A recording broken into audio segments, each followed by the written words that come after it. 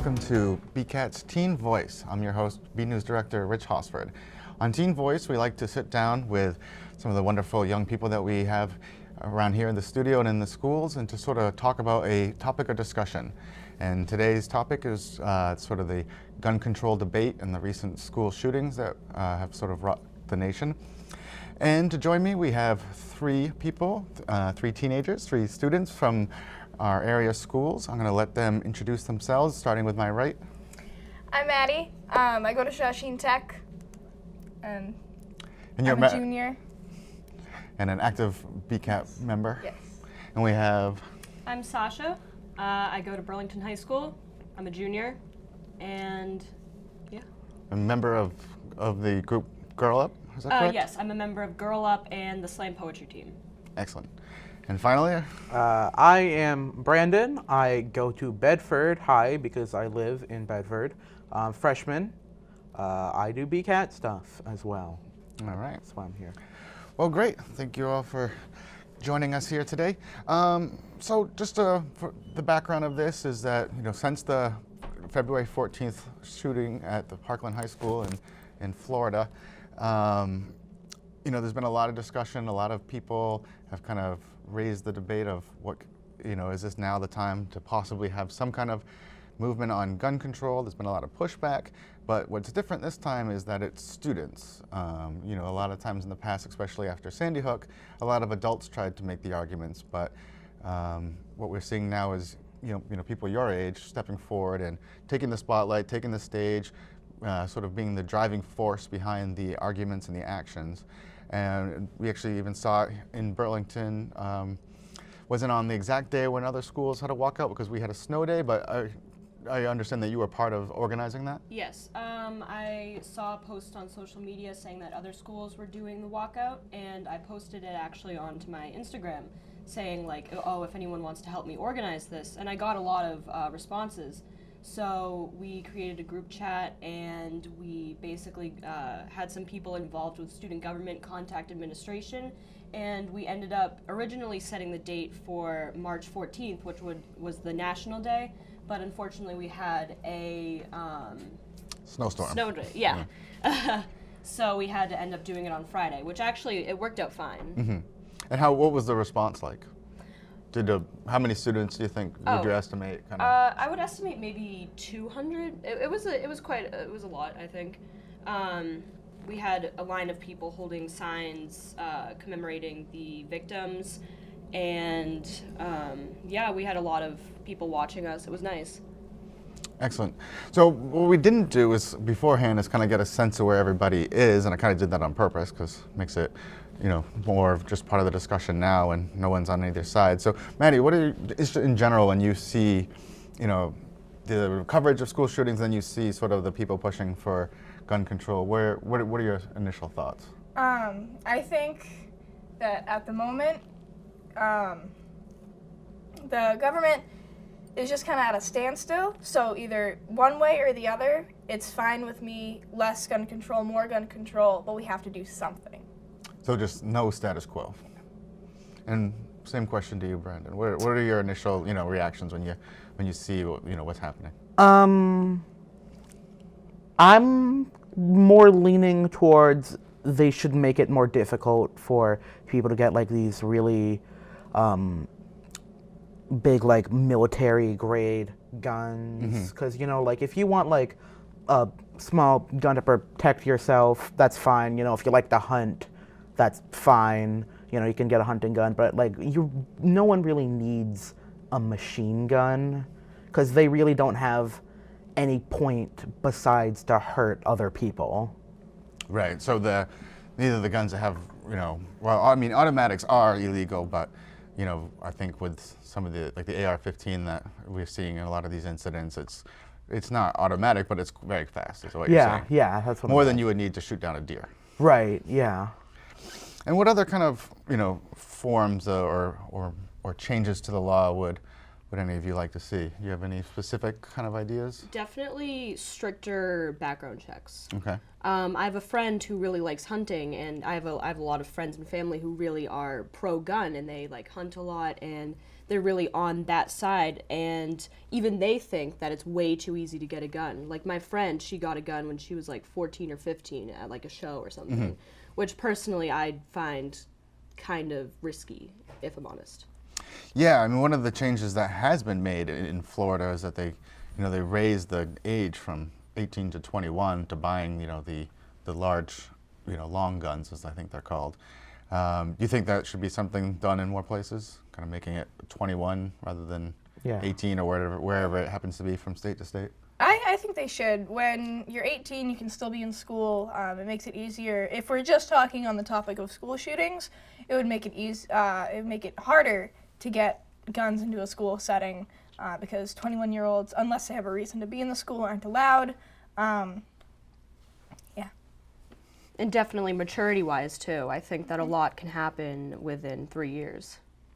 Yeah, I think that present company excluded, of course, that there's a lot of still immature people around, in the later teen years. Another thing, so you mentioned background checks, and what about a registration for actual guns? That's something that, some gun advocates are really wary of because they don't want, the government, I guess, to know where all their guns are. Do you think that's a legitimate concern, or should we be able to say, okay, this person owns this gun, and try to, get rid of those sort of second market sales?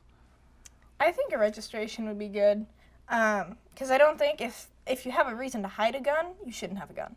Exactly, yeah. Okay, that's a fair point. Yeah, the government really doesn't have a reason to mess with your stuff unless they think that you will hurt other people or yourself or just be a destruction. No, you said hurt yourself, and then that reminded me of the suicide statistic and how people often discard that and like they sort of discredit that, but suicides are deaths too. I don't know. It just like reminded me of that. Yeah, I mean, that's I think one of the leading ways that people die by firearms is by killing themselves, and I have seen or heard of studies that say that if you own a gun, you're more likely to, take your own life with it because you have it right there. So we talked about, I think the pushback from some people who are, ardent Second Amendment supporters would say that the government might want to come in and take your guns because they want to suppress the people. Do you think that's a valid argument these days that we people need to have firearms in order to protect themselves from tyrannical government? I don't really think the government is going to do that. It doesn't seem like something the government of the United States would do. I think it's a little. Oh, sorry. I think it's a little like nitpicky. That like I think it's too much to have to go to like every person and say, hey, I'd like just give us your gun. Like there's too many guns in the world already. Yes, there are quite a few out there. What were you going to say? I just think that some people are a bit too paranoid when it comes to government restrictions. Like I have seen it play out sort of in a way where the government becomes too controlling. But overall, I really think that giving the government some power won't necessarily harm too many people. Sure. That's a very democratic view, I know, but... And then there's also, the consideration that, well, we don't let people have nukes or missiles or, attack helicopters, and the government has those, so if they really wanted to suppress the people, one, probably the military wouldn't go along with it, so that's a good thing. Now, we talked about background checks, and we talked about, you mentioned, trying to help so people don't harm others or harm themselves. What are your thoughts on the idea of, if someone's showing danger signs, to sort of step in and intervene earlier, as was the case with the Florida shooting? We won't mention any of the shooters by name, just to not help them get their name out there any more than necessary. But that person was identified, kind of had some warning signs early. Do you think the government should try to intercede beforehand, or do you think that's sort of stepping on people's rights? I definitely think that mental health should be taken into account when trying to purchase a gun, just because I don't think that you're, I don't know, like stepping on their rights if, you know, you're giving them literally something that could kill somebody like in an instant. Like if they have a severe mental problem, if they're a psychopath, for example, like they don't feel any empathy, so they wouldn't, you know. And I know it's like not their fault, but I definitely think that more would need to be done with mental health background checks when purchasing a gun. Any thoughts on that?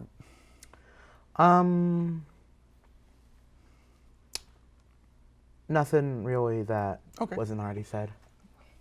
I think, along with mental health, I think the only thing that could come up with an issue, there is a lot of, just piggybacking on what Sasha said, that there's so much going on right now with people and like what rights are to specific people, that I think trying to tackle the mental health issue could cause even more problems, because then people who already have guns with mental health issues, they could say, hey, they're trying to infringe on my rights or something like that, and more people could just do more destruction. And I think one of the other concerns is that, you know, having, you know, a mental health problem does not make you an illegal person. So, I mean, you still have all the other rights that the country affords.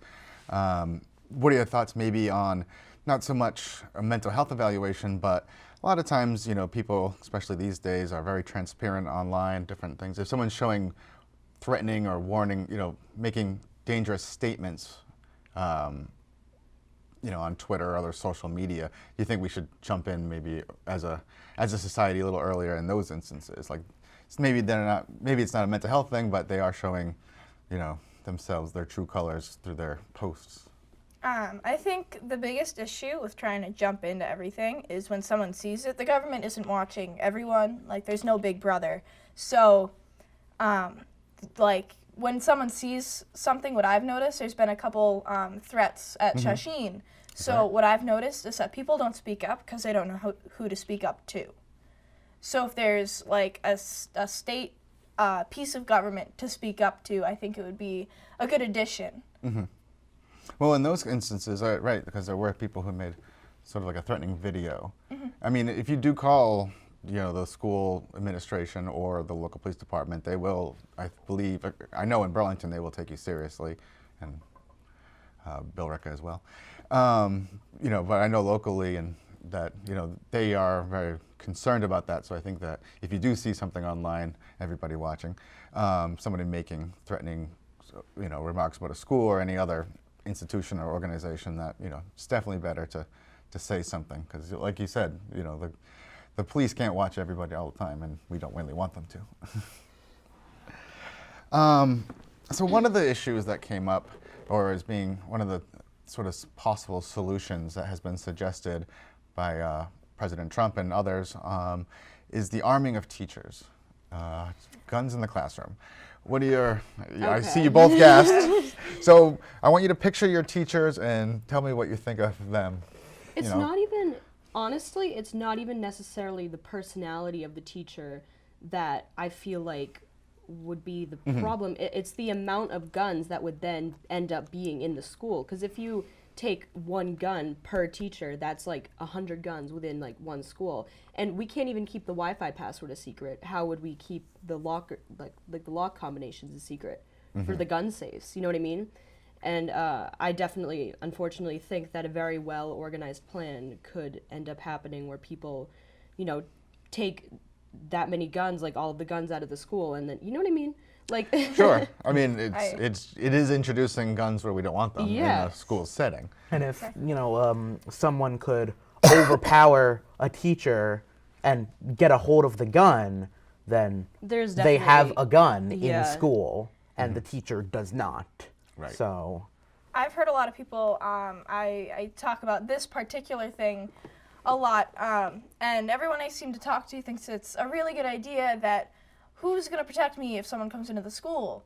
The one policeman that we have on site.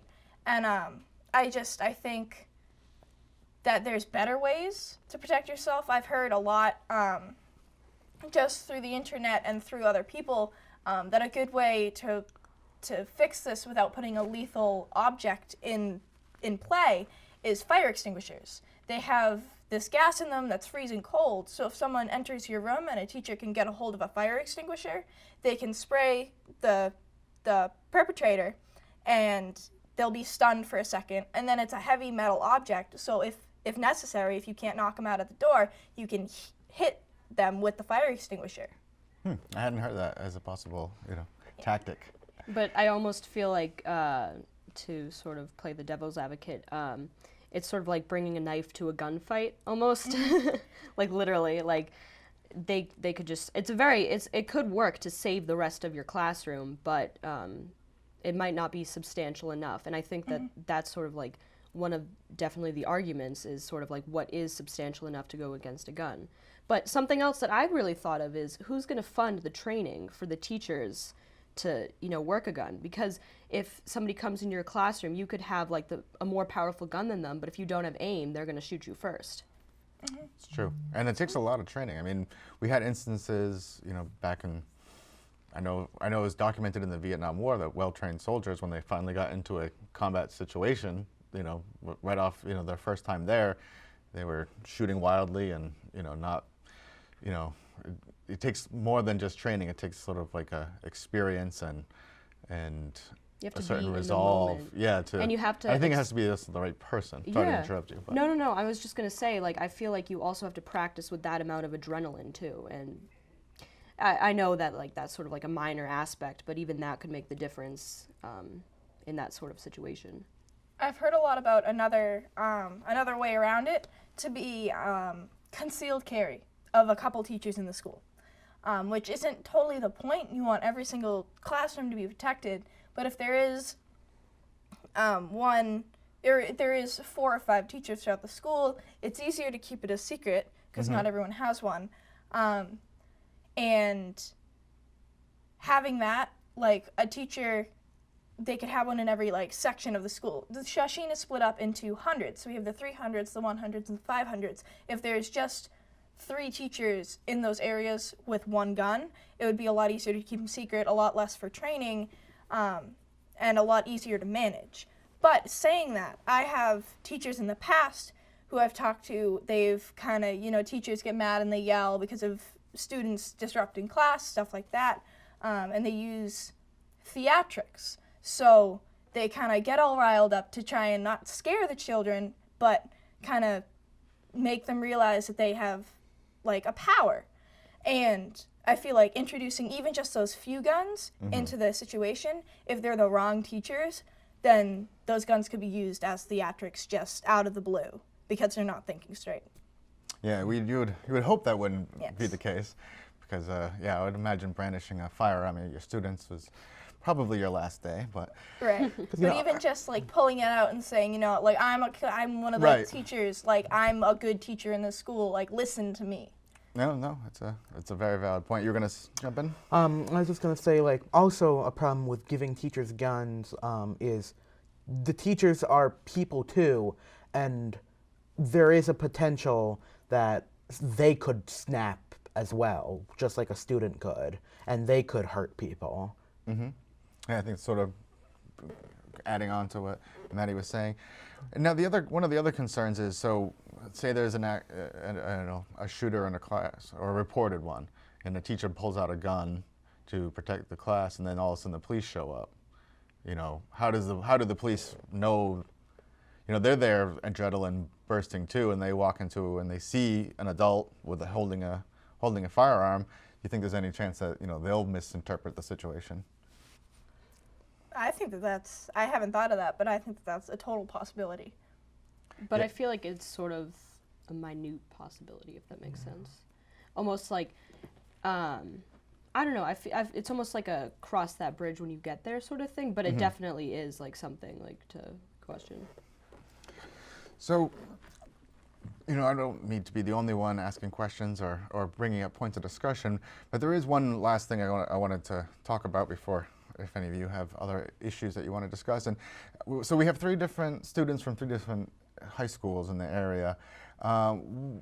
Just sort of tell me what kind of procedures, for emergencies of all kinds do your schools have in place, and sort of what kind of sense have you been gotten from administration or from teachers about what to do or how they're handling it? So what's the situation at Shawsheen? At Shawsheen, currently, we go in at 7 o'clock in the morning, and there's this 24-minute period before homeroom that the buses show up, and all these students were just hanging around in the hallways, stuff like that. They could go to the library, just hang out. And actually, just this week, they put in place this new rule that you either have to be in the cafeteria, the auditorium, the gym, or the library. And there's a lot of outrage because now we're a bunch of sardines squished into these rooms, but it's for the possibility of a threat of a school shooting. And with that, I think it's unreasonable to a certain extent, because now you have these sardines that can't get out of the room within 15 seconds. We're all jammed at the doors. And if a threat enters the school, what are the teachers going to do? Because they don't have guns, they don't have weapons, they don't have any way. There's nothing in the cafeteria. We have some tables, and the chairs are connected to the tables. You can't even fight with anything in there. So being in there, it almost creates the exact opposite problem that we all feel trapped. So if someone actually came in, we would be in a horrible situation. So I think schools are taking it, you have to take it really, really seriously, but I think schools don't have enough of the student voice and the student input, because I don't even know if that went through their heads. Yeah, to ask you guys, or Exactly. sort of get a little bit more of input from the students. And during an emergency, what's the system? Is there codes? Is there a sort of like commands that that they have in place? Kind of what's the planning, I guess? We've never practiced a lockdown. Okay. In the 3 years that I've been at Shawsheen. We practice fire drills, which I assume are the same thing. But I can only assume that someone would go over the speaker and say that there's a threat in the school, exit the school as soon as possible, because that's what we did in middle school. I do remember we just simply exit the room in a single file line. But if you asked me the exit route nearest my classroom, I would have no idea. So you're saying there's not been a lot of practice, or any practice, or Nope. or sort of information given. All right. What about here in Burlington High School? There is a procedure for a code blue, but it's I think in this climate it could be more organized. It's better than nothing, obviously, but it's very much it's like a twice a year sort of thing, which I think honestly is substantial if it were more structured. So what happens is normally during long block, which is a hour and 15 minutes or so, they do it on purpose so you have more time, I guess. But an announcement will come over the speaker saying locked lights out of sight, and you turn the lights off, you lock the doors, and everyone sort of goes into a corner of the room. But the problem with that is everyone's talking, it's never taken seriously, and we also only prepare for something if there's a shooter in the school, when there's a class going on. But very easily, I think that with planning, obviously, you have to sort of get into the mind of the shooter, unfortunately. But especially if they were a former student, they would know the bell schedule. They would know when we're transferring classes. If they had any siblings within the school, they would know if we had assemblies and they could go into the auditorium. They would know what time our lunches are. And I think that we never have practice with what happens if a shooter comes in when we're changing classes, or we're in the cafeteria, or especially if we're in the auditorium. We wouldn't know what to do, and yeah, I really do think that, especially since our hallways are there's really two main hallways that a substantial amount of people go through, but there's no procedure to tell you what you should do in that situation. When I feel like if you were going to go through the trouble of shooting up a school, I think that you would go through the planning of, how could I target the most people possible? And I feel like the school system who organizes the Code Blues, hope for the best. They hope that, the shooter will come in when a class is happening. But, in reality, you know, they might, just like in Florida, people were everywhere, you know, and in Columbine, people were in the library. Right. And yeah, it doesn't always happen the way that you want it to, and I feel like we need to practice for that. Now, Burlington High School, if it's my understanding, they don't have the code blue anymore, right? They adopted the "I love you guys," the 4 commands. Yeah, Has that been discussed much? I still call it code blue. I know that we have new signs around saying like hazmat situations, lockout situations. Right, lockdown situation. Yeah, lockdown, like they're 2 different ones, evacuation situations. Honestly, they never really had an assembly where they like uniformly like went over the rules with the students. I feel like it was only like the teachers who were like really trained in that. And what about Bedford? Bedford, 2 things actually. First, what we do so far in high school, we haven't practiced anything like a lockdown yet. We've had a fire drill before, but not a lockdown. It has only been my first year though, so that's not a sign of anything like really Right. Yeah, that's right. bad. Middle school, we were introduced to, I believe it's called Alice, the whole Alice thing, where it's like you either lock down, you get out of there, or you try to fight back. Right. So I remember my English class, we all came together and looked around the room and went for things that could be used to defend myself. And I found a microwave. So that was an experience with the test dummy. But something that happened recently that I just wanted to talk about this year, we also had a walkout, and we also had a snow day where the organized walkout was going to be. So instead, the kids wanted to do it the day after. However, some teachers that were in the lobby they did threaten the kids that walked out of the building that they would get detention if they walked out. Really? So it was teachers, or was it the principal? Or? It was not the principal. In fact, any kid that did walk out did not get detention because the principal heard nothing about this whole detention threat.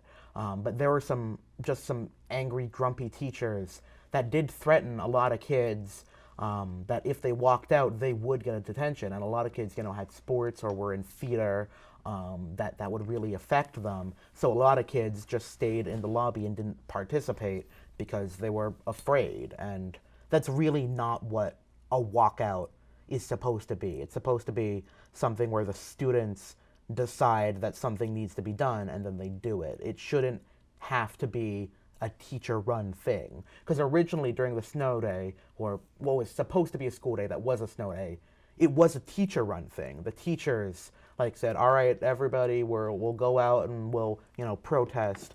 But it wasn't really a protest. And when it actually became a protest, the teachers got angry. But the principal, when they found out, they said, all right, anybody who was told they would get detention, you don't have detention, we're terribly sorry about this. So they played it fairly well, I think, but I don't think it should have been a situation to begin with. That was a situation with our walkout as well, in the sense that we were planning, everyone in the school was thinking, we didn't talk to administration about it. This was going to be a legitimate protest, and for leaving class, as long as we stayed on school property, we wouldn't get horribly penalized, but for leaving class, we could get detentions and suspensions, and a lot of kids were still planning on doing it. And then this teacher stepped in, the administration sent in, and they sent out an email, and there was this rigid, this is how it's supposed to work. And it wasn't a protest anymore. It was the exact same way. And also to piggyback on what I said earlier about the lockdowns, I believe actually we hide underneath tables. We don't leave the school. We do hide underneath tables. I forgot about that. But still, it's not practiced. No, okay.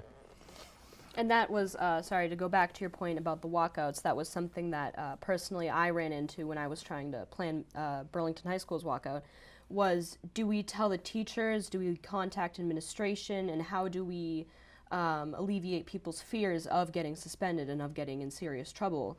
And we ended up having to, it was very divided actually.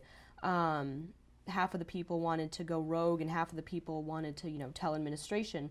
And we ended up telling administration, having it be sort of an organized thing. But it was very much like, what should we be saying by it? And it was supposed to be a protest, but it ended up being more of a memorial, which I'm okay with, obviously. But it's very interesting to see, just what affects what, because we didn't want to, the point of the walkout was not to divide people, because at least in Burlington we still had even though it was a memorial, we still had a lot of people being rude about it, saying oh, what a day to mourn or whatever. They were being extremely rude about it, and being rude to the people who did walk out when they walked back inside. And we weren't trying to make it about political parties. We were just saying, hey, there's a problem here. It shouldn't be this controversial to keep our schools safe. And that's the message that we were trying to get across, not, take away all the guns and let's have the government, shut everyone down. You know what I mean? It wasn't supposed to be like that. But we really did try to tell people, hey, it's not about this, it's about this instead. But people will, think what they want to. Yeah, we definitely have an atmosphere of sort of far division in the country right now. So everything's sort of which side are you on? Yeah. It seems like, which is not a good way to operate if you're looking to actually find any solutions of any type. We need more bipartisan people. I agree. Because everything's about winning or losing. It's not about helping anymore. Right. It's not coming to that compromise either. So. Yeah. And it's all about the drama too. I don't know if anyone else notices, but news stations, they'll just publish whatever, to get headlines and get attention. And I feel like news especially has become more of a business rather than an actual information source. So tying politics with entertainment and having people's senses, let's get everyone all riled up. It really creates more of a problem, because instead of trying to solve issues, you're really creating more division by associating it with, entertainment and stuff. Infotainment, I think, is the sort of the coined term for that. And you're right. I mean, and as people, if anyone tries to make a sort of a measured middle ground point, usually, somebody will cover it one way and sort of blow their message out of proportion in one direction, and someone else will take it and put it in the other direction. And so I do believe that the media does have a lot to answer for when it comes to kind of keeping everybody so, partisan. So any other general thoughts then, or just ideas that pop into your heads? I mean, just that, I have my own opinions on, the specific things that they should or should not do. I think I have two different sides of me that if we're talking about pro-gun control, I'd say nearly take them all away. Put so much stuff on, put so many different restrictions on guns that nearly nobody has them. And although you don't have them for hunting and just the shooting range, stuff like that, you don't have them, although that's a leisurely, or not leisurely, but that's just a recreational activity, you also don't have the people who can just shoot anyone at any point. I think it's not an easy sacrifice, but I think it's a sacrifice people should be willing to give to a certain extent for the safety of everyone else and themselves. Yeah, it's sort of the Australian model. After they had a mass shooting, they really clamped down, and they haven't had a big one since. But then you have your other side. Then I have my anti-gun control, that I say the only thing more dangerous than a lunatic with a gun is an angry person with a gun. So if you're aiming at me with a gun and there's less gun control laws, more people have guns, but I can fight back, like bringing a gun to a gunfight instead of a knife to a knife fight, or a knife to a gunfight. But like, that being said, there's, with the pro side, more gun control, there's still people taking them illegally. So there's still going to be those couple of mass shootings or just minor shootings even that can't be stopped because people are crazy enough to do crazy things.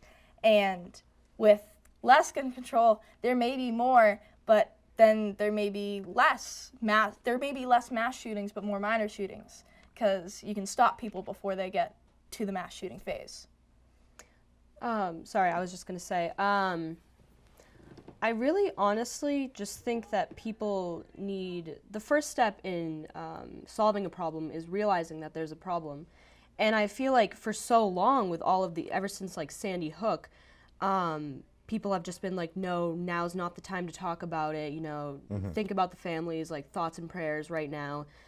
And I noticed this especially after Vegas, which was the worst mass shooting.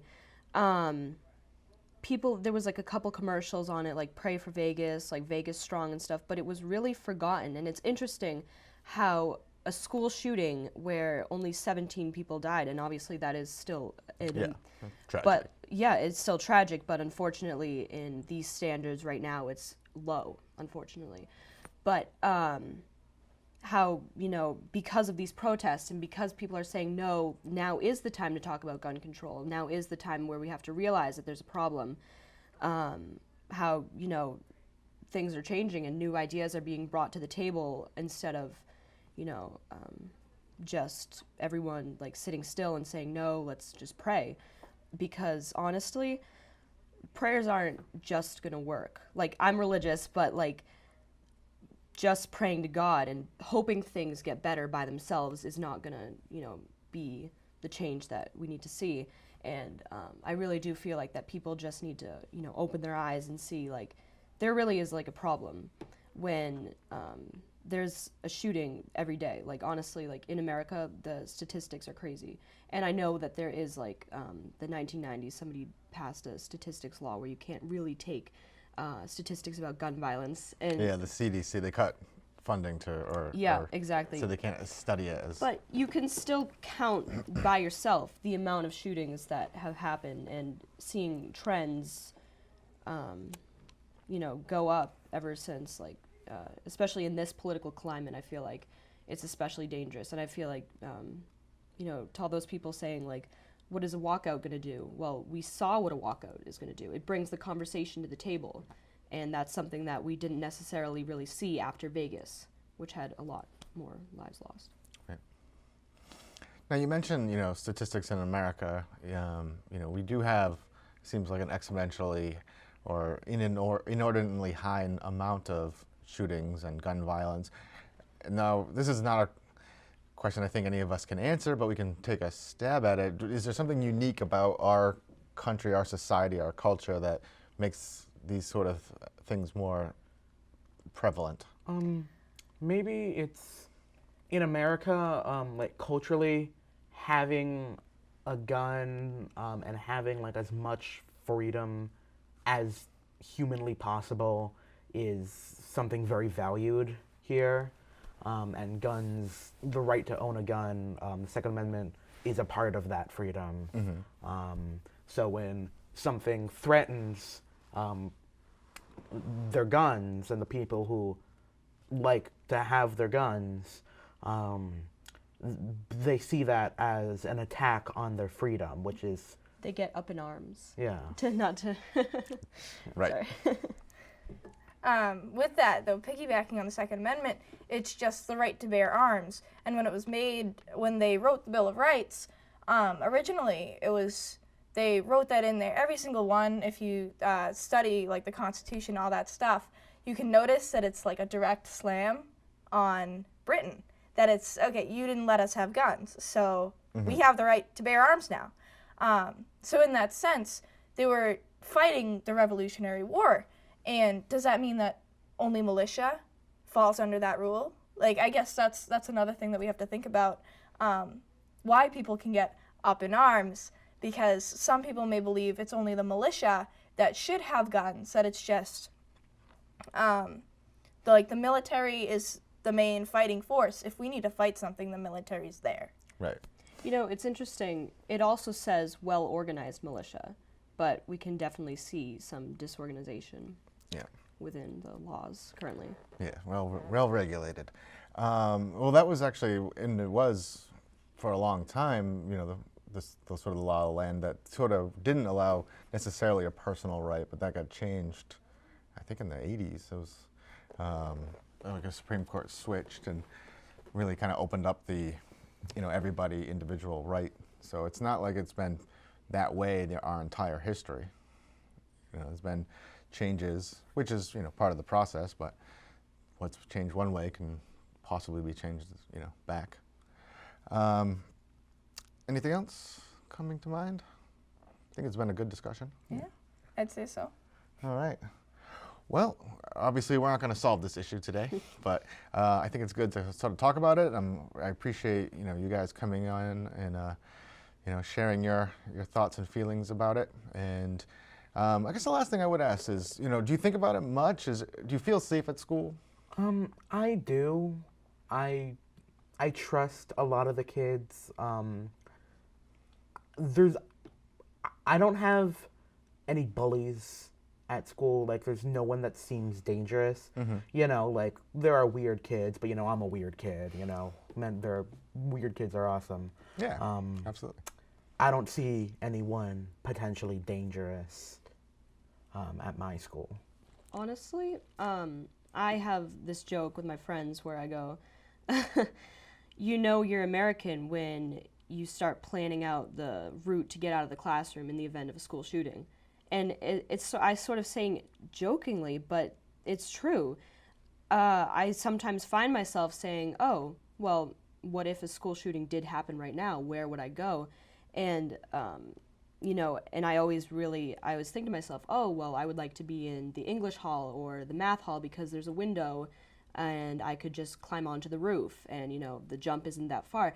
And I sort of, after I sort of have those thoughts, I sort of get sad and I think, well, why do I even have to think about that? Like, why do I even have to plan my escape route in the event of a school shooting?